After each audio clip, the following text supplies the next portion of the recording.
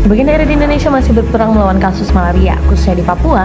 Banyak seniman yang pudar dan banyak insan yang menjadi dampak dari jahatnya nyamuk penyebab malaria. Lalu apakah langkah terbaik yang dapat ditempuh untuk mengatasi permasalahan ini?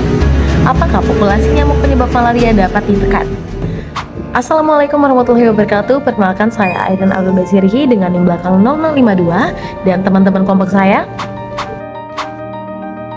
Kami dari kelompok 4 dan pada video kali ini kami ingin menjawab permasalahan malaria dengan teknologi genetika, yaitu pemanfaatan metode CRISPR mediated germline mutagenesis untuk sterilisasi nyamuk Anopheles gambiae.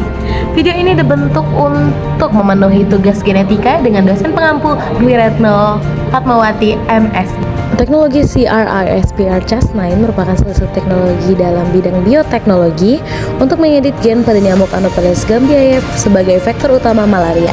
Dengan teknik gen drive, gen hasil modifikasi dapat menyebar cepat ke seluruh populasi. Modifikasi ini bertujuan membuat nyamuk tidak mampu menularkan malaria untuk menurunkan jumlah populasinya. Sering waktu penyebaran malaria dapat ditekan secara signifikan meskipun tetap perlu mempertimbangkan dampak ekologi dan etika. Nah, sekarang kita masuk di bagian penelitian. Pada bagian ini kita akan membahas gimana sih cara bikin nyamuk ini tuh jadi mandul. Di penelitian ini kita akan menggunakan teknologi CRISPR-Cas9. Nah, anggap aja teknologi ini tuh seperti gunting molekuler yang sangat presisi, di mana gunting ini dapat kita arahkan untuk memotong bagian DNA.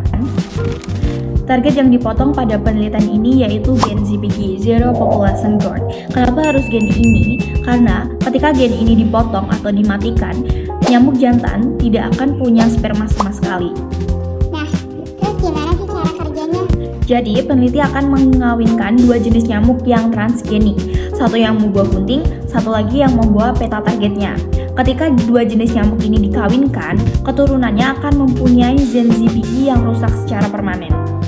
Hasil penelitian menunjukkan dengan CRISPR-Cas9 mampu memutasi gen ZPG, Zero Population Growth, pada nyamuk jantan Anopheles gambiae menjadi steril.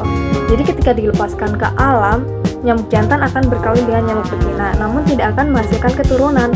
Hal tersebut dapat menurunkan populasi nyamuk Anopheles gambiae penyebab malaria. Jadi, dengan hasil penelitian ini, populasi nyamuk dapat ditekan. Namun, apakah ini dapat dijadikan sebagai sebuah solusi yang berkelanjutan? Bisa dibilang cukup menjanjikan, karena metode ini lebih ramah lingkungan dibandingkan dengan insektisida kimia lainnya, dan targetnya pun lebih spesifik ke nyamuk penyebar penyakit.